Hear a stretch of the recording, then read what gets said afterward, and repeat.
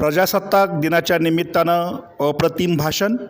हे भाषण तुम्ही शेवटपर्यंत पहा. आपली यूट्यूब वाहिनी सबस्क्राईब करा. भारतीय प्रजासत्ताक दिनानिमित्त अप्रतिम भाषण. देशप्रेमाने ओतप्रोत भरलेला, देशभक्तीचा सुगंध दरवळलेला, तिरंग्याच्या रंगात रंगलेला आजचा हा मंगलमय दिवस. आजच्या या मंगलमय दिवसाची पाहत होते आतुरतेने वाट. आजच्या या मंगलमय दिवसाची पाहत होते आतुरतेने वाट. उजाडली आहे आज प्रजासत्ताक दिनाची पाठ. उजाडली आहे आज प्रजासत्ताक दिनाची पाठ. उत्सव हा भारतीय संविधानाचा, महामानव डॉक्टर बाबासाहेब आंबेडकरांना वंदन करण्याचा.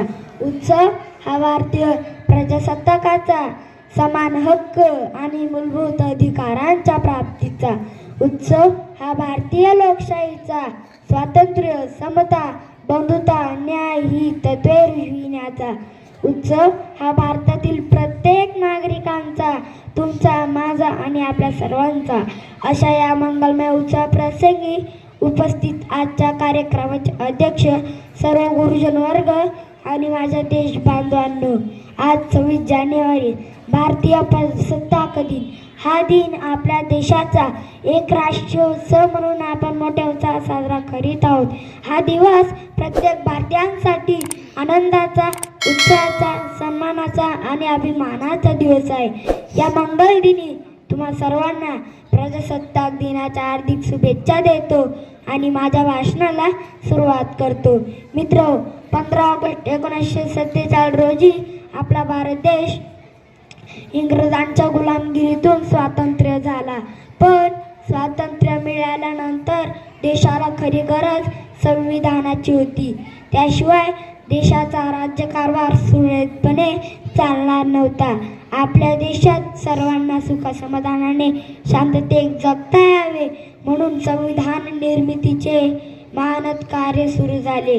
डॉक्टर बाबासाहेब आंबेडकर या महामानवाच्या अध्यक्षतेखाली नेमलेल्या मसुदा समितीने 2 वर्ष 11 महिने आणि 18 दिवस अथक परिश्रम घेऊन देशाचे समृद्ध संविधान तयार केले.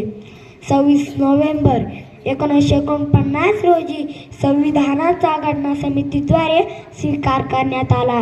भारतीयांना संविधानाची पहिली ओळख या दिवशी झाली. म्हणून 26 जानेवारी 1949 रोजी हा दिवस आपण संविधान दिन म्हणून साजरा करतो. तर 26 जानेवारी 1950 रोजी आपला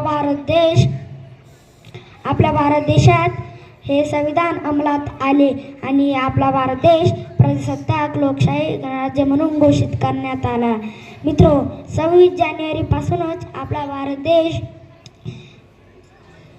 लोकशाही गणराज्य बनला. खऱ्या अर्थाने भारतात प्रजेचे राज्य निर्माण झाले.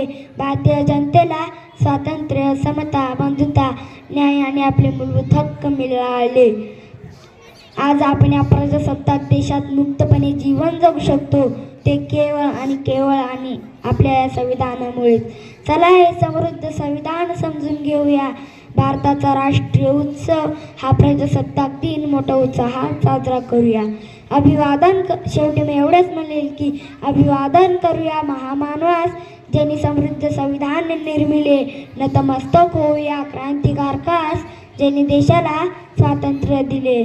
वंदन करूया सर्व महापुरुषास, ज्यांनी देशाला प्रजासत्ताक राष्ट्र बनविले. एवढे बोलून मी माझ्या भाषणाला पूर्णविराम देतो. भारतीय प्रजासत्ताक दिन चिरायू हो. जय हिंद, वंदे मातरम.